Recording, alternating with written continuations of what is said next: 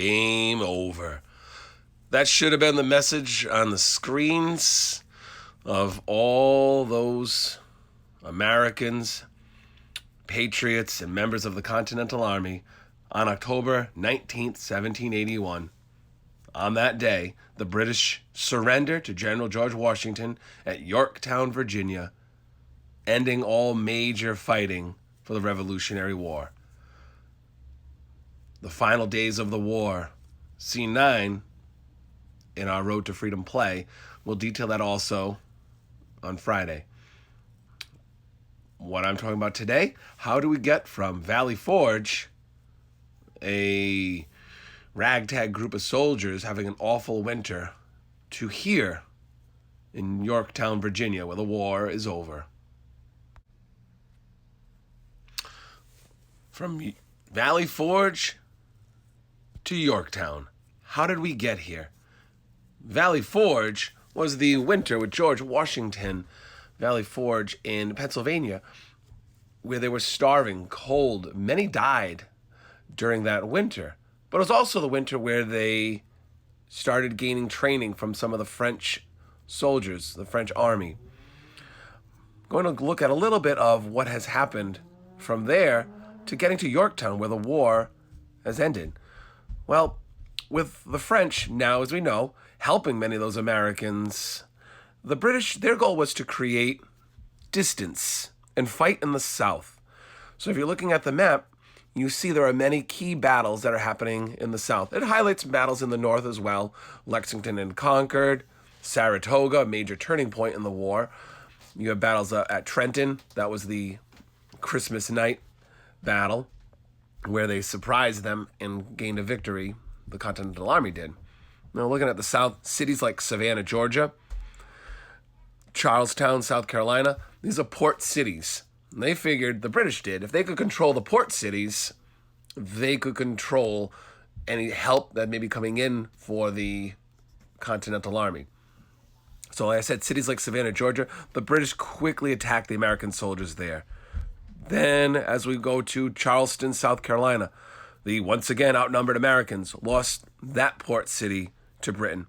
So things at this point were again kind of down for the Continental Army, as the British were dominating the South. Major reason, a lot of that help that had arrived for the Continental Army is up north. So down here in the South, the British are kind of dominating at the South at this point. But things will turn again in favor of the Americans. Here's where things do start to change. The Battle of Cowpens, South Carolina, major victory for the Americans. Up there with Saratoga and later Yorktown as one of the major victories. As the British were dominating the South, the Americans did start to fight back. With the leadership of a man by the name of General Nathaniel Greene, he would lead the Continental Army to victory at Cowpens, South Carolina. This victory at Cowpens proved that the Continental Army could win battles in the South. Again, commentary on this battle at Cowpens, South Carolina. I'm going to read the caption here. This is from the text in our epic. American cavalry, soldiers fighting on horseback, wearing green, battle with the British cavalry, commanded by Colonel Barnstard Tarleton, at the Battle of Cowpens in January 1780. The victory at Cowpens encouraged patriots in the South to keep fighting while weakening the British Army. Daniel Morgan's small army captured more than 700 British soldiers, killed 110, with only 12 American killed and 60 wounded. That is a great difference in numbers. The Americans losing 12, wounding 60. You have capturing 700 British soldiers and killing 110. So this was a major victory. And after South Carolina, battles starting to move north again. And into North Carolina they go. They battle at this Guilford courthouse. Great Britain did hold their ground, but again, in North Carolina after this, they lost many men. So even though they're still holding, little by little, the American forces are chipping away at the big numbers. It's always been an advantage right there for the, and hopefully that came up in your graphic organizer, big advantage for the British is the numbers. They just had more men. But now, if the Continental Army pushes them up north, now they're in North Carolina, and they're getting their way to Virginia, that support from up north with the French, it could turn the tide and maybe close things out against the British. Now, this brings us to Yorktown, Virginia. I'm going to do this as a read-along. I'll post the pages for these in your Google Classroom, where they are found on Epic, or you can simply just follow along with me. Victory at Yorktown. Cornwallis gave up on controlling the Carolinas. He moved his army into Virginia and took command of other British forces operating there. Cornwallis eventually established a base of operations at Yorktown.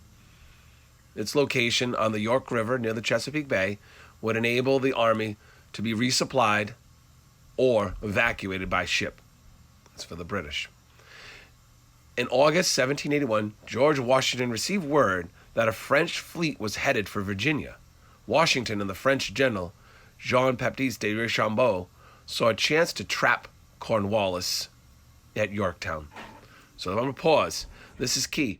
Cornwallis is establishing, the British general, is establishing this base at Yorktown, near the river, where they can get help or they can evacuate if they need to.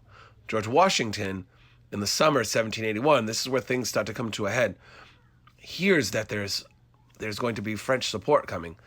They use this. Let's trap the British. All right.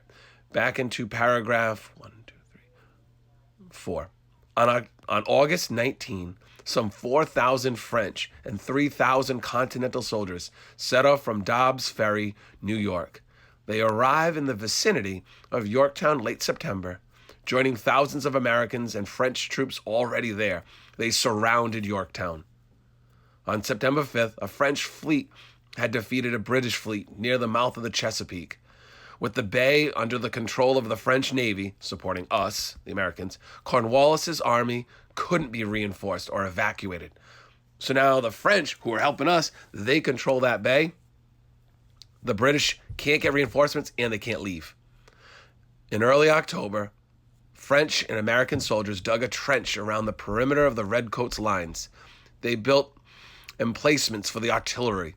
On October 9th, siege guns roared to life. The big guns pounded the British positions relentlessly. They just unloaded on them. On the night of October 14, American and French troops stormed two redoubts that formed the last significant part of the British outer defenses. Cornwallis surrendered 5 days later. More than 7,000 Redcoats and Hessians, those German mercenaries, some were still supporting Great Britain, were taken prisoner. Yorktown would be the last major battle of the war. When Lord Cornwallis surrendered his British army at Yorktown, Virginia, in October 1781, it marked the end of the major combat in the American Revolution. The war officially ended when the British and American officials signed a peace treaty in Paris on September 3rd, 1783. The treaty would make it official, but the surrender ended the fighting. Major fighting, that is. Yorktown surrender. During the surrender ceremony, a British Army band played a song called "The World Turned Upside Down." Question to you, why that song, "The World Turned Upside Down"? The title is significant. What do you think? Victory at last. The Treaty of Paris. Remember, a treaty, the two sides make a peaceful agreement, often after a war, where the victors get more land, kind of like what happened after the French and Indian War. Great Britain got a lot more than France did. France lost a lot of their land. When news of the victory at Yorktown spread through America, people celebrated. No one thought the war was over, and technically it wasn't. Fighting between Native Americans and Americans continued on the frontier, the outer banks, the outer side of the land, not near the major cities. Small fights between patriots and loyalists broke out in New York, New Jersey, and the Carolinas, but the Battle of Yorktown was the last major military engagement between the British and the Continental armies. Parliament knew it needed the 30,000 British troops that still remained in America after Yorktown to protect other areas of the British Empire. So they need more. They need these soldiers back across the sea over in Europe. They can't be using these 30,000 troops over here to keep fighting the Continental Army. France, Spain, and Holland had their eyes on British lands in the Caribbean and Africa. With British citizens sick of the high price of war, British officials finally agreed to talk peace. The British over there were getting tired of this, putting money into this war, whereas they had other colonies in different parts of the world that they needed these soldiers for. So, in 1782, Great Britain gave America what it had long wanted. The British government formally stated that the United States were an independent nation.